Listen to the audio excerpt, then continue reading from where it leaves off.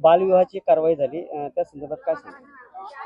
कालचा जो बालविवाहाचा कार्यक्रम झाला तो सातारा परिसरामध्ये झाला।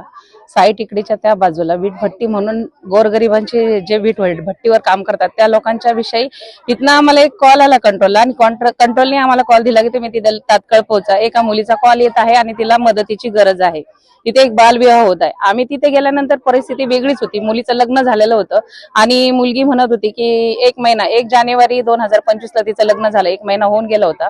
आणि तिचं असं म्हणणं होतं की मी आता 14 वर्ष 11 महिन्याचीच आहे, म्हणजे 15 वर्ष सुद्धा मला कंप्लेंट नाही। आणि तिचे आई वडील लहानपणीच गेले असल्याने तिला तिच्या आजी आजोबांनी सांभाळलं। घरची परिस्थिती नाजूक आहे असं त्यांचं म्हणणं होतं, त्याच्यामुळे आजी आजोबांनी वयोवृद्ध असल्यामुळे लवकर आपल्या डोळ्यासमोर तिचं लग्न व्हावं म्हणून या हेतूने त्यांनी आपल्याच नात्यामध्ये त्या मुलीचं लग्न करून दिलं। परंतु कायद्याच्या चाकोरीमध्ये पाहिलं गेलं तर मुलगी ही 18 वर्षापेक्षाही लहान होती आणि त्यामुळे तिचं लग्न लावून देणं हे ते योग्यच नव्हतं। आणि मुलगी फार रडत होती, मला शिकायचं आहे, मला मोठं व्हायचं आहे, माझ्या पायावर मला उभं राहायचं आहे, मला यांच्यासोबत जायचं नाहीये, मला ज्यांच्यासोबत माझं लग्न करून दिलं त्या नवरदेवासोबत मला जायचं नाही म्हणून ती सारखी विनवण्या करत होती।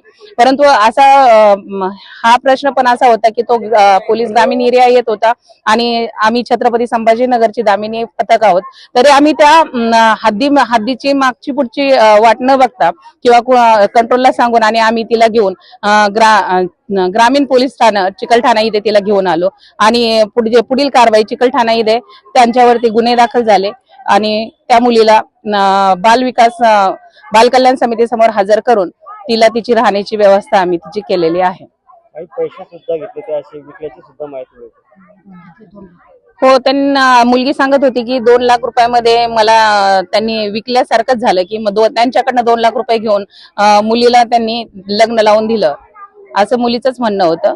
त्याच्यामध्ये आता काय आहे ते तपासाअंतीच कळेल।